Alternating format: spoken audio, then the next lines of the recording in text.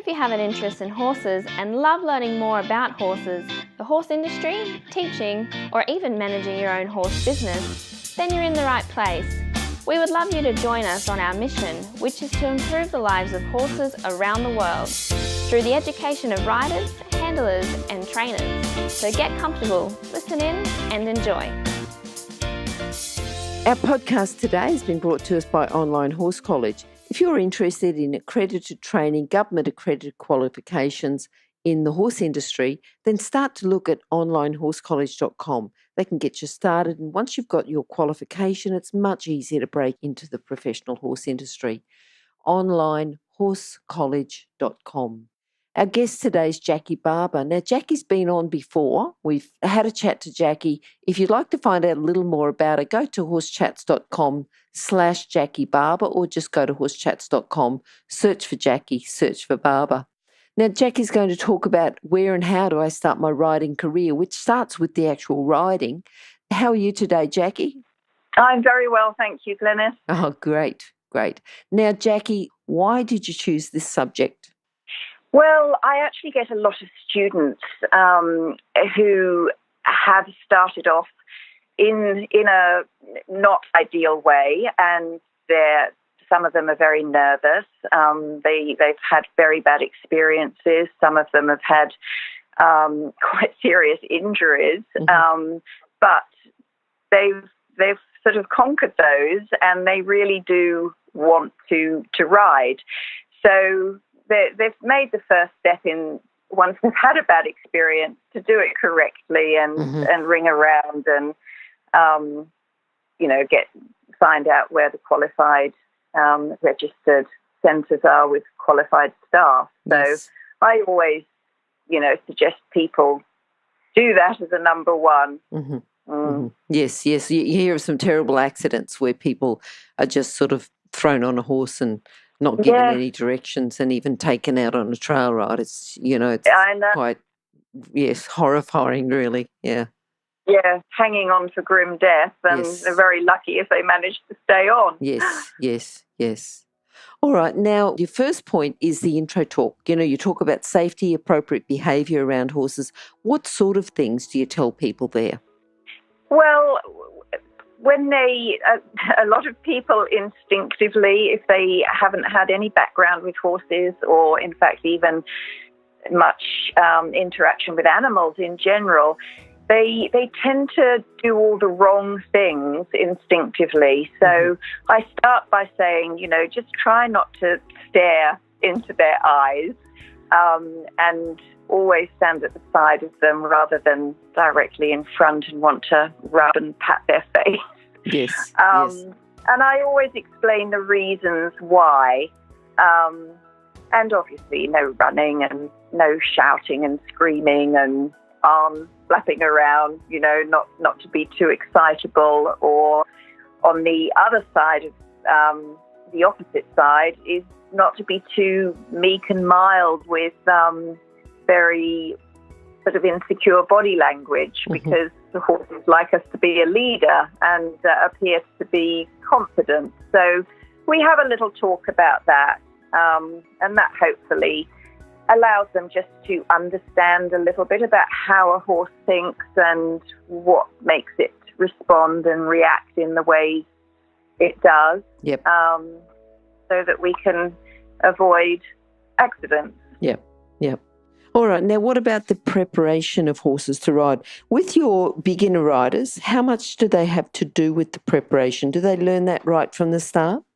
Well, sometimes if they're quite nervous or shy, they just stand back and I give a demonstration really about the minimum that is required to get a horse ready to ride it. So making sure there's no dirt or mud where the saddle and bridle is going, and have a quick feel underneath the girth area just to make sure there aren't any lumps or bumps or sore areas, picking their feet out, and then saddling them up. So really getting them involved right from the start so they know what's involved. It's not just turn up and have a horse that's already saddled up for you. Yes, Yep, and I yep. don't do too much because, you can keep talking and talking, and especially the first Absolutely. few times, Yep. sort of going in one ear and out the other, Yep. and there's only a limit to what they can absorb. And sometimes they ask questions and you can see they're really involved and they're confident, and then you can sort of go on a bit more, and sometimes, they actually partake as well in doing all sorts of things. Yep. What about going on and the horse is prepared, ready to go? The mounting, dismounting, just the walking, correct position. What sort of exercises do you do there? Well, I always get people to get on from mounting steps because I think that's just easier for them, Yes. much nicer for the horse because they can usually be more balanced and land softer and that. Yep. So yes, I always do that, and then we start just with walking. Sometimes they stand, they just sit for a while, and I go through the position and why we need to be in that position. And then obviously we start walking, and it's just so varied with all the different students.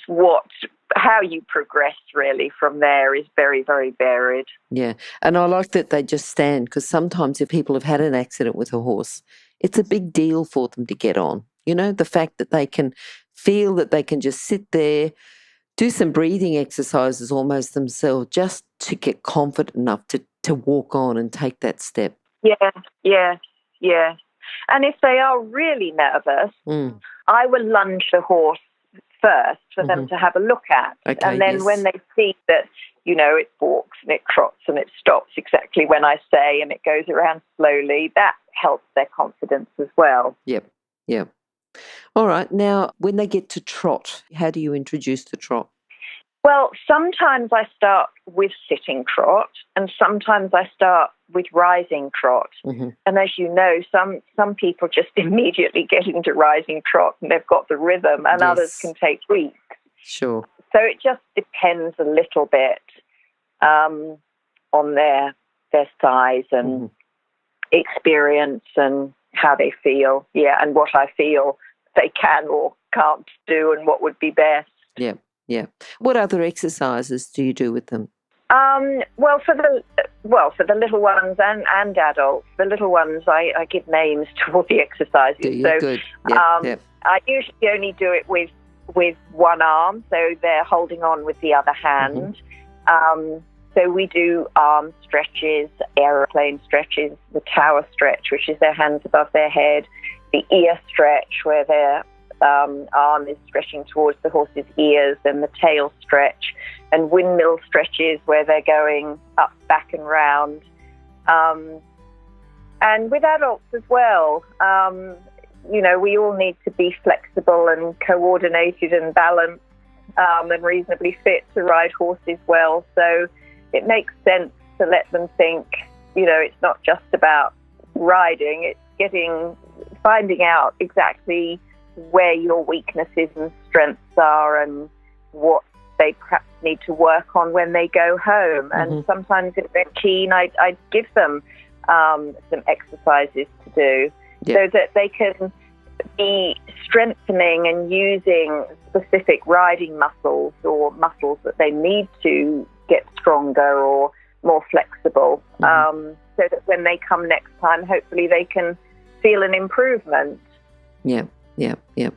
All right. And what about things like lengthening and shortening the reins? You do that, or at what stage do you do that? Well, I'd like them to obviously be quite confident about doing that before they ride on their own, because I find that's one of the biggest things. If the horse just gets a little bit quick, then the moment's lost if they can't shorten the reins quickly. Yep. So yes, but some of them find that quite difficult to coordinate. And some people that have learned or got into bad habits, they'll always tend to shorten the reins both together. So they're sort of grabbing the reins and going down with both hands. Yes. So, they have to learn how to try and keep that steady contact and do one at a time. The lengthening, of course, is easy because they can just open their fingers and let the rein slip through. But the shortening is always a little bit more tricky. difficult. Okay. Now, the aids for stopping, starting, turning, what aids do you tell them? Do you tell them a basic aid? Because sometimes the more complex aids might be a bit hard for a beginner. Yes, I know. And I really don't like to say, you pull the reins to stop and you kick to make them go. So what I usually say to them, I try and work a lot on getting them to feel things. So if they're relaxed and they're allowing their body just to move with the movement of the horse, and their arms are following, and hopefully their legs are fairly still, I just say to them, just think of tightening your body so that you're not just following the horse with a soft body. Just make your body a little bit firmer and just feel. Just try and visualize yourself. I was just going to say that would help with develop their feel, just the start of develop feel, wouldn't it? Yeah. And, I sort of say, just think of putting the handbrake on.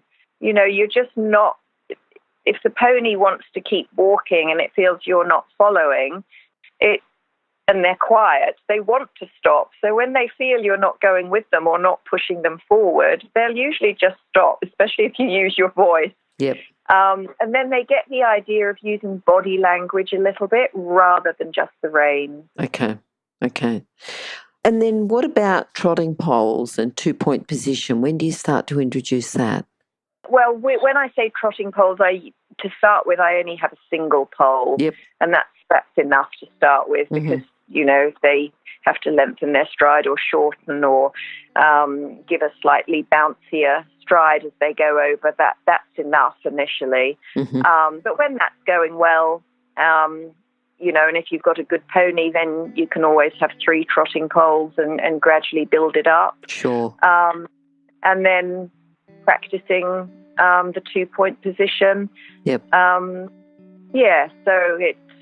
if they can adapt their position a bit and not feel that they have to be stuck in one place. Yes, It can help if the pony ever does trip or shy or suddenly stop or suddenly speed up. They've just sort of got used to feeling themselves in a slightly different position. Yes, and a little bit more strength, and sometimes they feel they got better value too. They've come off the lesson almost and their muscles are a little sore instead of just sitting there walking around.